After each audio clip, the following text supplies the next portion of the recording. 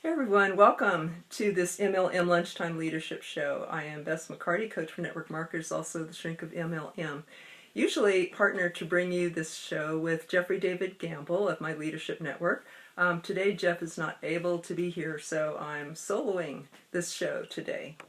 And we're very glad to have you with us. Want to let you know, welcome kindness, want to let you know that our purpose is to help people grow, to educate, equip, and empower entrepreneurs and create independent servant leaders. Welcome Dana, welcome Teresa, welcome everybody who's on. Shamala, hello, good to see you. These are our friends, students, dear ones. Welcome everybody. So usually this show is about leadership, specifically John Maxwell's 21 Irrefutable Laws of Leadership. But this month happens to be our anniversary of the show. That we've been doing this every day for weekdays, Monday through Friday, noon Eastern time for a year now. So we're celebrating. Welcome, Bala. Welcome, everybody. So we're celebrating with Think and Grow Rich. We're covering this book for the whole month of June, and today happens to be the chapter on persistence. Very, very important. I'll have a lot of good things to share with you. And we thank you everybody for watching. If you are watching the replay, I'd love if you type in replay, because I'd like to thank you for that, and also love to hear where you're from.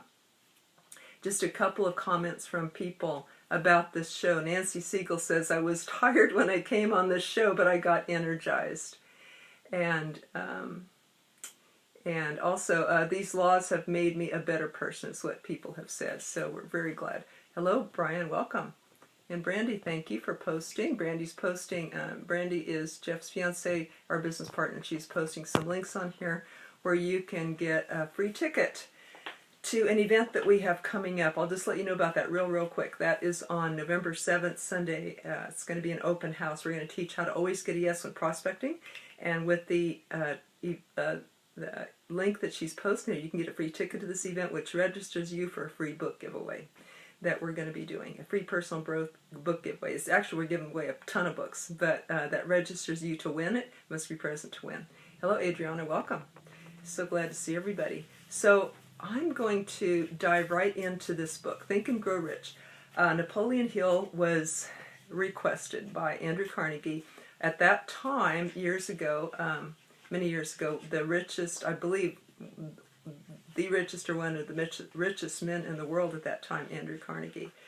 And he suggested to Hill, welcome Calvin, welcome Brian, everybody, so glad to see you. Welcome Adriana. Wow. Hello, welcome. So what he did is he proposed to Hill, hey, I would like you to take 20 years interviewing these 500 richest men in the world, and I want you to do it on your own dime. In other words, he would pay for the transportation and he would link up these introductions to the men. But other than that, you're on your own. You have to pay your own way, earn your own money and during this time, and yet spend the time doing this at no pay. So, he thought about that. And a lot of things went through his mind at that time, like, who am I to do this? What will people say? And I think, Andrew Carnegie gave him like 1 minute to decide this, you guys. So here he is sitting in front of this like richest man in the world, and he says, will you do this? And he's got first thing that came to his mind was all of these excuses and all these reasons why not. He said, well, what first thing just flashed in my mind was, what will people say? And this is so out of proportion to anything that I've ever attempted before. What makes me think I can do this? And the job's too big for me. It will take too much time. How will I earn a living in the meantime? What will my relatives think of me, working for free for 20 years? Let alone one's wife and family, right? And he says, no one's did this before. What right do I have to believe that I can do this? And who am I to aim so high? Remember your humble beginnings. And what do I know about philosophy? So this is all the stuff that went through his mind, and he could have said no at that moment, but he did say yes and produced this book 20 years later. He went through a lot of hardships. Maybe I'll tell that story tomorrow about all the setbacks that Napoleon Hill went through, I had no idea. He did not put that in his original book. It was a later edition that they added all this in. I had no idea what that man faced. You know, how many times he had to climb up, get back knocked down, climbed up, get knocked back down, with people who were jealous about him, people who were greedy and wanted the business for themselves and tricked him or had him arrested falsely and then, stole the business out from under him. So he says, when you get bigger and more visible, you're going to encounter more opposition and more attention from people who are jealous or who want to wipe that away from you. So he faced all of that, and he got knocked down to the bottom again, penniless again, rose up again, penniless again, rose up again, penniless again, and he kept doing this. So what he had really was his own desire, his own abilities, his own strength, to know that he had done this again, and he even did this in different fields, not the same field, but he went into this field and that field and that field, and succeeded in all these things, got knocked down in all these things, and grew again, and built again, and built again. That is persistence. You know, this man who's writing about persistence has all of these examples himself in his own life, which he didn't even put in the book. But they put that in the later editions. Just astounding, I think. And I'm going to jump into, more about persistence. Would like to welcome Calvin, Dina, Jacob, Sherry. Glad to see everybody. Glad to see you. Thank you for being here. I'd like to hear your comments too. I'd like this to be an interactive where you contribute comments, ideas, or even ask questions or share a takeaway about that. When have you persisted? You might have heard that consistency. I've heard that too is another really big key to success. Consistency. So we want to persist in being consistent. When have you done this? When has it been hard? When have you rose anyway and gotten that, I call it spiritual muscle, that personal growth muscle, the persistence muscle, let's call that. It's when we're down and when it's hard that we're persistent anyway that we develop the muscle. It's not when it's easy, is it? It's like, okay, just getting up can be the effort, and then we can do it easier next time because we have that muscle. Hello, Ray, welcome. So glad you all are here. So one example that Hill gives is kind of cool is he says you're trying to wake up from a nightmare, and you know that you can get yourself out of that dream, you know that's a horrible, horrible nightmare and it feels real bad and everything, and you know you can get yourself out of it if you can just get back into your body and get it to wake up, you know, and like I've had this experience too. I was really in a horrible nightmare facing a negative entity, and I was trying to get back, trying to get my body and trying to get to feel my body again.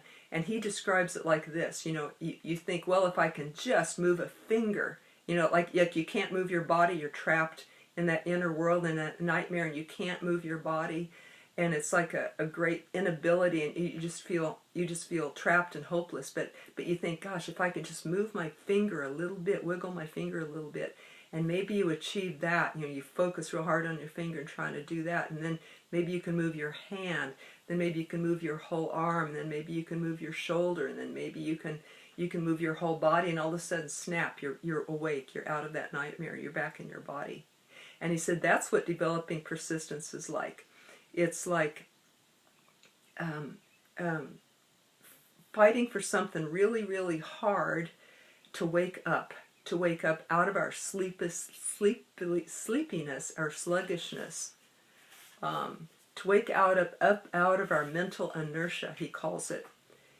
And that's what fighting against procrastination, fighting against inactivity, our excuses, our fears, all of this stuff wants to hold us down like gravity and keep us down there. And it's fighting against that makes us strong. He says that willpower plus persistence is an irresistible force. But weakness is what most of the people have. And they must build a stronger fire under their desires. The subconscious mind wants you awake and working and asking. Now, he says, are you money conscious or are you poverty conscious? Being money conscious takes conscious effort to make that, whereas poverty conscious doesn't. It's like gravity. It will pull you back down unless we resist and stand up and work against gravity and use our muscles, right? But poverty conscious will take over. It will seize the mind without a money consciousness. So something that we have to work out, or in the default, is the poverty consciousness. So that will take over unless we develop that muscle to stand up and rise up in the money consciousness. And I find that to be true. It's the same thing with service. You know, selfishness will take me over unless I consciously dedicate my life to service that day and service for the good of the whole. Very interesting. By the way, the title of this chapter, Chapter 9, which is really Step 8 in Hill's outline here, is Persistence, the sustained effort necessary to induce faith. Persistence, the sustained effort necessary to induce faith. Welcome, Lynn. Welcome, Michael. Glad to see everybody. Thank you. You want to put a hey in the comments, then I'll know that you're here, because a lot of times we don't know who's here. And Dana, many times when things are difficult and hard times. Thank you. Thank you. Love any questions, tips, how you develop persistence in the face of it being hard, how you develop that consistency, how you get up again and not let failure get to you. Here's a really cool quote from the book. He says, the hidden guide. The guide is the one that helps you through the difficulties and that says, oh shoot, you know, she's not going to give up anyway, might as well give it to her. You know, he says, the hidden guide lets no one enjoy great achievement without passing the persistence test. It's a test. Those who connect, those who cannot pass the test, those who cannot take it, simply do not make the grade.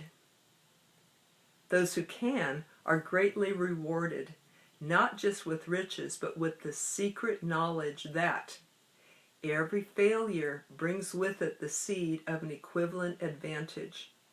That's the best goal of all, is knowing that. And we know that when we come out the other side and we make the grade and we pass the test of persistence. And he tells about Fannie Hurst, the writer, and Kate Smith, the singer. You know, these were famous writers and singers of years ago.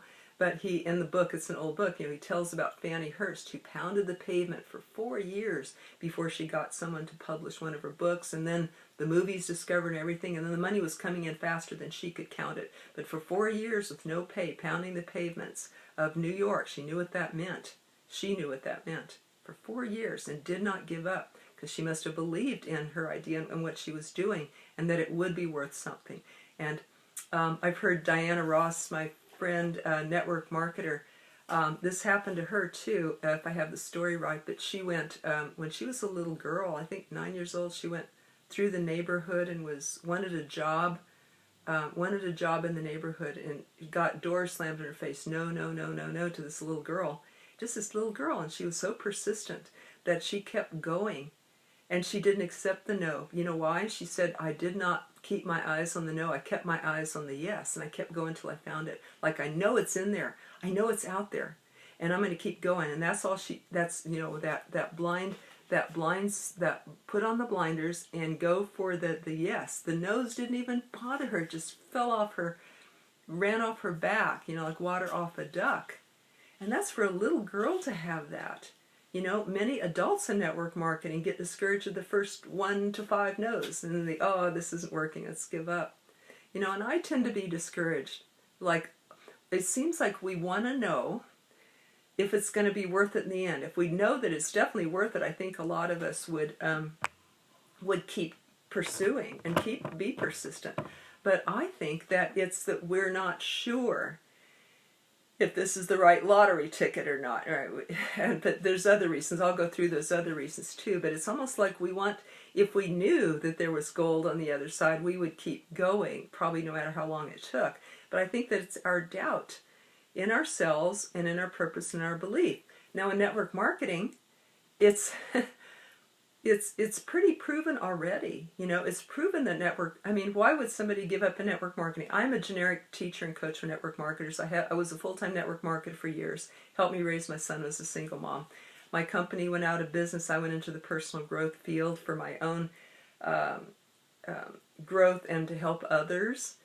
And then I brought this back to network marketers to help network marketers. So 30 years now, a therapist, holistic health practitioner, body-mind therapist. I bring this back to network marketers. Meanwhile, I tried out 4 more network marketing companies. Didn't feel right. I realized my calling is just to be a coach, a generic coach for network marketers, not divide my time or anything like that. So teacher, coach, therapist for network marketers. That's why they call me the shrink of MLM. Helped hundreds of network marketers break through blocks, fears, blocks, negative beliefs. So I'm an advocate for network marketing, and I can't believe that people might doubt that this profession works, because there are so many and many millionaires, multimillionaires in this profession. So we know this business model works. And if you wonder if your company works, then look at all the successful people in your company. So you know that your company works, right? And you know network marketing works. So the only factor left is just you. Do I work? Do you believe in yourself enough to be persistent and stick it out and keep going through the nose in the beginning? You know, the guy who drives, 6 hours to a meeting and for his downline, and they promise there's going to be, they've invited 50 people or whatever, not one shows up. Without any sleep, he goes back and goes to work. Next day, he's just trying to make it through the day at his work. And then his nephew, who's in his downline, says, "Hey, my uncle is renting this place. He's going to have like 30 people come over." So again, the guy drives 4 more hours to get there on no sleep, and nobody shows up. And then again, he has to drive back and go to work. He went through a whole lot before he got to his riches. A whole lot of disappointments. And can we weather through that? And learn to choose wisely and help train people how to get people to events and all that. But, that did not make him give up. That was my point. And welcome, Christina and Benny. So glad to see you. Oh, glad to see you, Benny. Always, you're so positive. And who has a question? Who has a tip about how they remain persistent? Hello, Adrian, everybody. Glad to see you.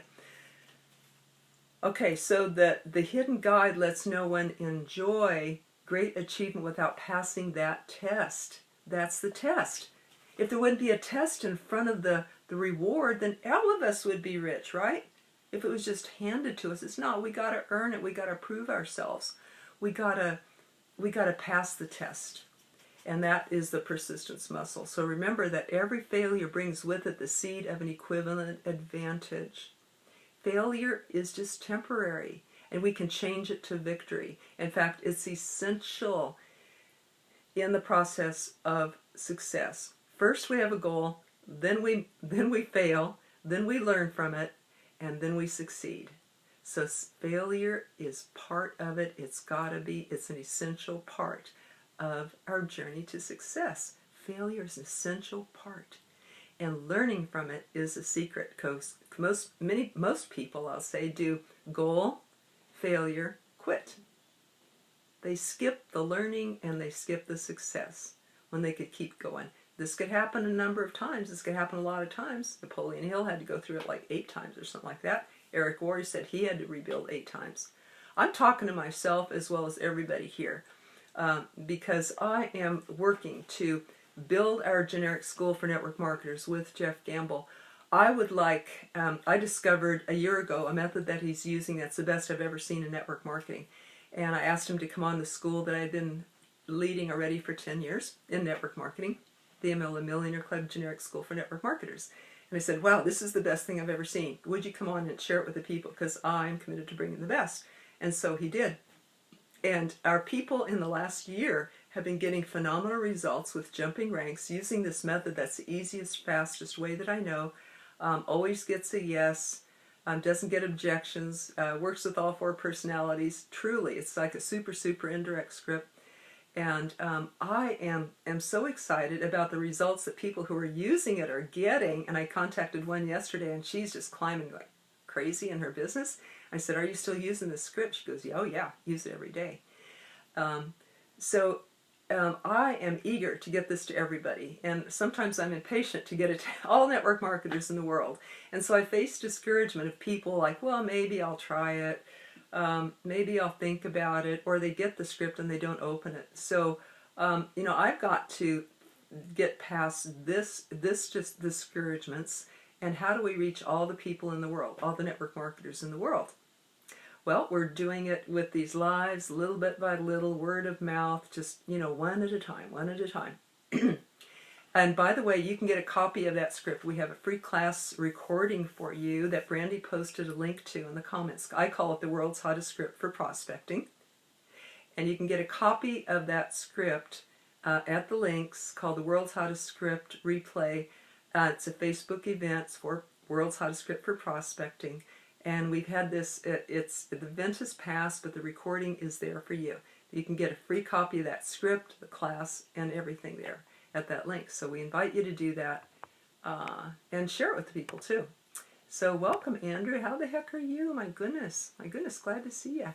And welcome, Lisa. Welcome, everybody. So what we're doing right now, for those who just come on, I'm sharing about Think and Grow Rich, a book by Napoleon Hill, chapter on persistence, that the test to success, to persist, be consistent, and get past failure. Normally we cover a John Maxwell book, The 21 Irrefutable Laws of Leadership, and normally my teaching partner Jeff Gamble is here with me, but today it's just me, and this month is our 1-year anniversary of this particular class, and we're celebrating with Think and Grow Rich. Hello, Lisa, welcome. Thank you, everybody, for being here. Who is a takeaway? Who is a comment? Who is a question? Who's getting benefit? I love if you tag, comment, like, share, share with other network marketing groups, or tag your friend in the comments, or anything like that. Or just say, hi, I'm here. Just let me know you're here. Otherwise, I might not know. So, also, I'd love to hear how you have overcome victory. I know there's a lot of stories out there that could inspire other people, so I love to hear that. So he says persistence is a silent. I have a whole bunch of tips about persistence in a minute too. He says persistence is a silent and irreversible power that comes to those who do not give up. Silent and irresistible power. So in other words, it isn't just us. If we do something and repeat, the action, get up, this will take over and carry us. He says the same thing about an idea, actually, that an idea is, in the beginning, we give breath and birth and life to this idea. He says, I think that all ideas are stillborn, that when they come, these ideas are born dead almost, or stillborn, but we need to breathe life into them. We need to breathe life into them and nurture them and keep them going and give them life until all of a sudden they take a life of their own and they start enlivening us and empowering us and giving us the life. So it does turn around. There is that tipping point. And in the beginning, we need to give birth to that. So he says persistence is based upon a definite of purpose. He said this is definitely the first and most important thing, because a strong motive surmounts all those difficulties. And he says that a burning desire, makes it easier through the difficulties. And he said self-reliance, being sure that you carry out the plan. And a definite of plans that are organized plans. Even if you change them, even if they aren't the best plans, at least you write it down and it's organized. And he says that we don't guess, but we do our research and find out the facts. And he also says it contains cooperation, the sympathy, understanding, and harmony with other people. We know no one succeeds alone, right? And he said it's the habit. Persistence is also based on habit that comes from repeatedly doing it. In fact, he says fear is cured by repetition. Repetition of acts of courage. That clears, that creates the habit, creates the persistence. Fear is cured by repetitions of acts of courage. And he said you can see this demonstrated in war. Now, he lists some 16 symptoms of lack of persistence. So as I say these, I'll read through these real quick. As I say these, you might take note of which one is definitely you or might show up as your weakest link. He says, when you don't clearly define what you want, when you use alibis and excuses, when you do not acquire the necessary special knowledge that you need to get, like, I don't know how to do that. Well, you can learn, right? Everybody can learn. Or you can hire somebody, you can learn from somebody, right? He says another one, fourth, indecision, passing the buck instead of facing something squarely. 5, excuses versus solutions, focus. 6, self-satisfaction, focusing on us. 7, indifference. That lets us compromise versus meeting and fighting the thing head on. 8, blame. And that is accepting unfavorable circumstances as unavoidable. Like, what's the use? You know, can't surmount that. Number 9, weak desire from a lack of motivation. I have a coaching exercise for that where I lead people to the end of their life on their deathbed and look and say, you know, if they do not accomplish their goals, how will that feel? For most people, it feels pretty bad.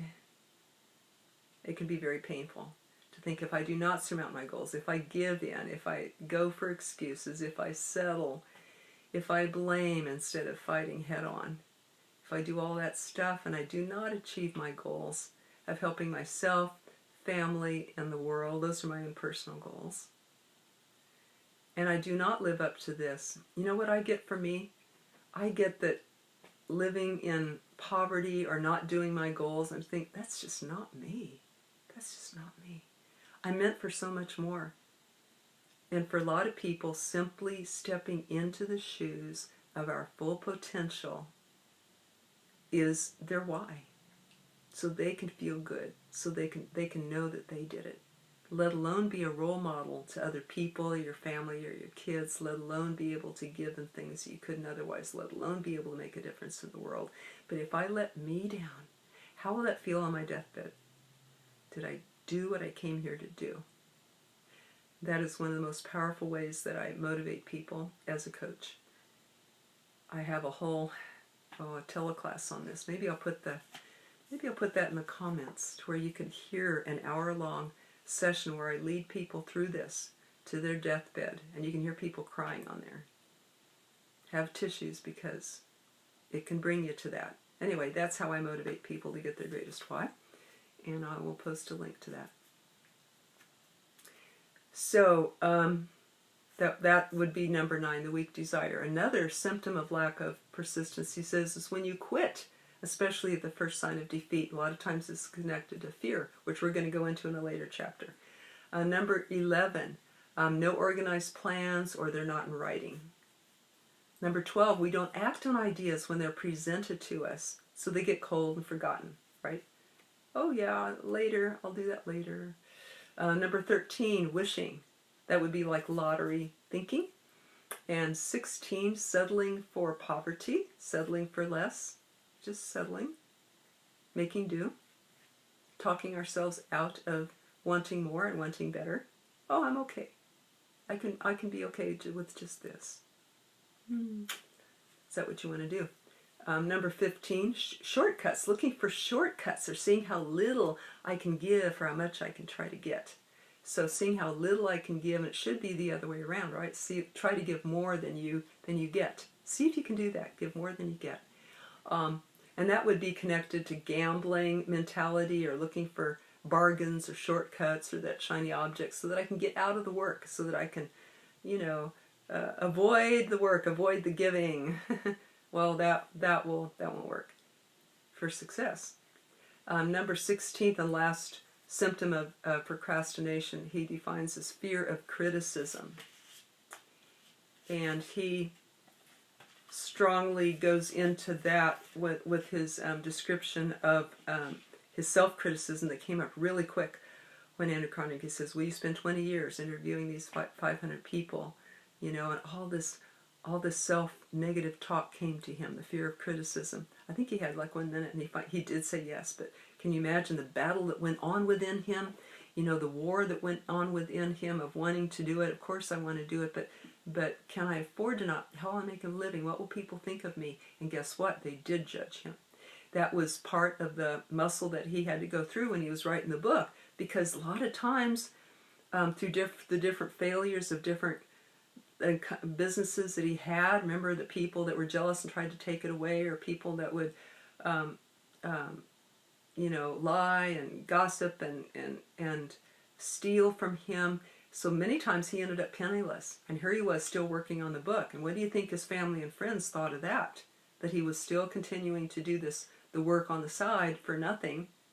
And there was even twice when he was an advisor to the President of the United States, 2 different presidents, and he just insisted on receiving, his pay was $1 a year. Even when he was penniless, he would not receive money for that. What kind of courage do you think that took? And all the backlash from his friends and family, you're crazy for doing all this for nothing. When he was penniless, that would be very hard. So he did go through a lot of opposition that way. And maybe he knew that in that instant that Carnegie asked him to write this book. And guess what? He said yes anyway. And he did go through hell a lot of times. A lot of times. And there's even another time when he quit a family-given job. I think his wife had connections, and he was given this cushy, comfy, well-paid job to where he didn't need to do much for it. He was getting paid a lot of money. But it was too easy. He wasn't growing. He had to do too little. It didn't challenge him. So he quit the job. What do you think courage that took? From wife, family, friends, you know, even his own inner logic says, what, man, are you crazy? You know, so what he did is he started a business then that did challenge him, or he got another position or something that did challenge him. But meanwhile, there was 2 years of hell where he had to go through, you know, financial difficulty and everything to hold to his goal of being able to use all of his talents and contribute to life. So welcome, Ulysses. So glad to see you, and welcome, Rami. Awesome. If you guys are getting benefit, I love if you comment, tag, share. Just like to hear from you that you're there, or that you relate to some of this stuff, that you've had challenges. Who here has had challenges when you felt like quitting? Please type in yes, because I want you to know that you're in good company with all of us. And every top earner that I know in network marketing, every successful person, entrepreneur that I know has said, you know, people say, did you ever feel like quitting? And most of them say every freaking day. And when I heard what Napoleon Hill went through, I thought, he did it. I can do it.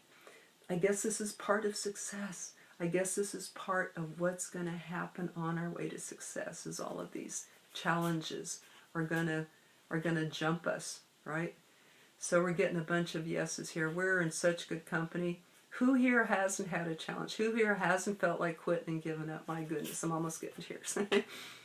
You know, this is what we're here to face. This is going to be part of your journey. So let's accept it, let's embrace it, and let's get stronger from it. He says fear of criticism shows up a lot of times with people who stay in a bad marriage. And they think, well, what would family or friends say to me if I left, or they figure out I made a bad mistake. Sometimes people stay out of duty. Some people don't take a chance in business or even network marketing or any entrepreneurship because they don't want to look bad. They don't want to, like, well, what if I fail? And people say, I knew you couldn't make it. I knew you didn't have that in you. You're silly for doing that thing. They don't want to look bad. So they don't even do it at all. You know, that fear of criticism. He says maybe that should be put at the top of the list of the blocks to persistent. But the desire for success has to be greater than that fear of criticism for this to turn around. You know, another fear is, well, you hear people say, well, don't aim so high. You're crazy for aiming that high. You know, there's just like a 0.5% that you'll make it. You're crazy for aiming that high. You'll just be disappointed. We tell our kids, you know, don't shoot for the stars because I don't want you to fall down. I don't want you to be disappointed. You know, don't shoot so high. Don't disappoint yourself. Hello, Masa. How are you? I love you guys. Thank you for all you're doing. A dear friend who is very She and her husband Miguel are very helping network marketers like crazy. You might want to follow those guys. So glad you're on. Glad to see ya. We're talking today about Think and Grow Rich and persistence, and specifically the fear of criticism. So don't aim so high. It says definite of purpose plus a burning desire is what we need for, and the continuous action. A closed mind, when we close our mind, what we need to do, is close our mind tightly against negative and discouraging influences. We need to guard ourselves, guard our ears, guard our eyes, and stick with people who support you. Look for alliances, even with one other person, to encourage and to encourage you to follow through your plan and purpose no matter what. I do have, let's see,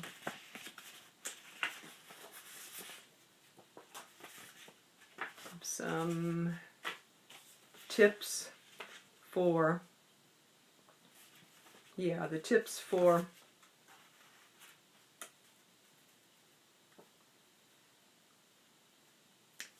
for persistence, that definitive purpose.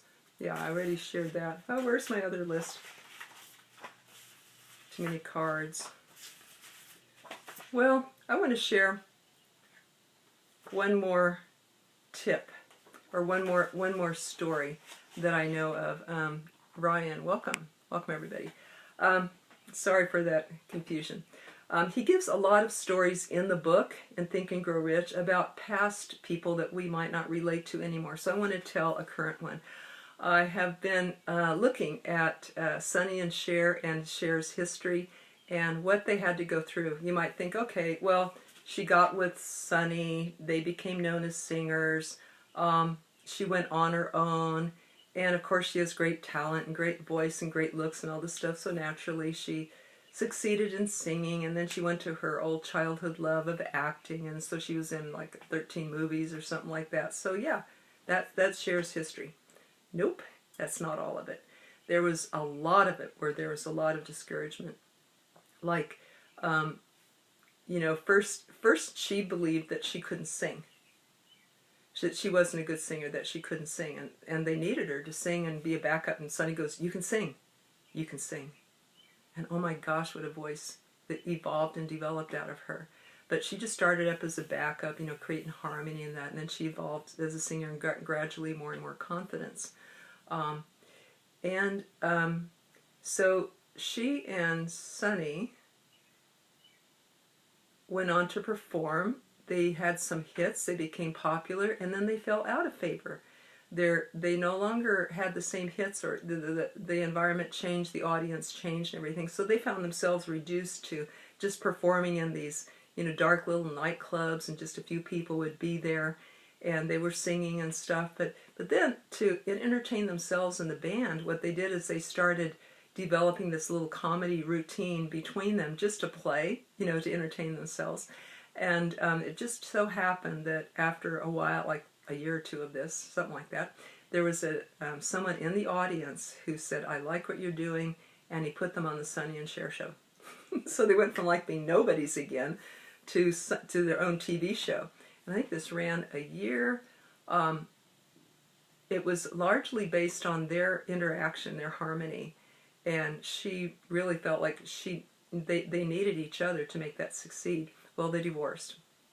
So then where does that leave them? Well, they got back again on the show, and even joking about the divorce and everything, but it just didn't work the same.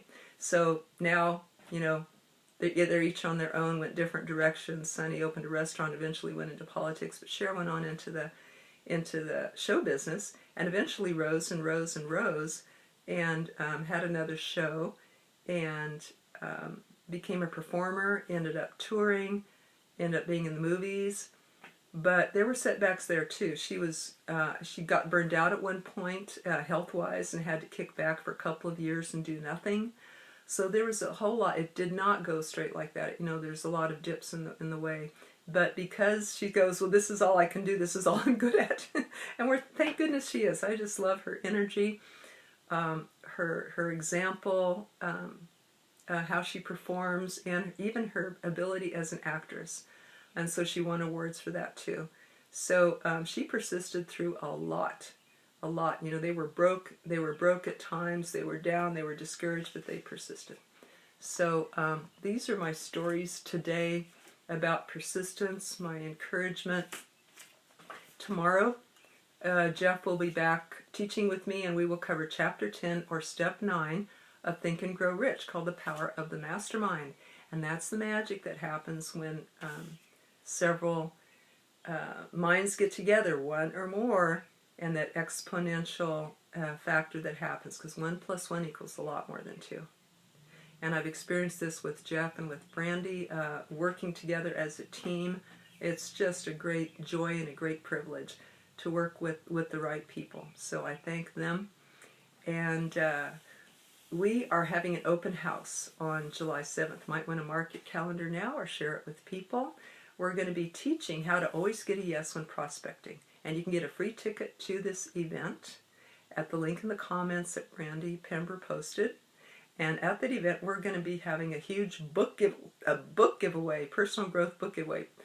John Maxwell and other ones. You can register for that book giveaway at the link where you get the free ticket. That registers you for the drawing. And you must be present at it to win, although it will be recorded for people who missed it. So it's going to be an incredible class. We invite you. Hope you can join and share. We invite you to join our Facebook group, the MLM Lunchtime Leadership Show. You can head over there and see over 500 wonderful MLM leaders. And I think that's everything. We will be back again tomorrow with Jeff. Thank you all for being here, and we'll see you then. Take care. Bye-bye.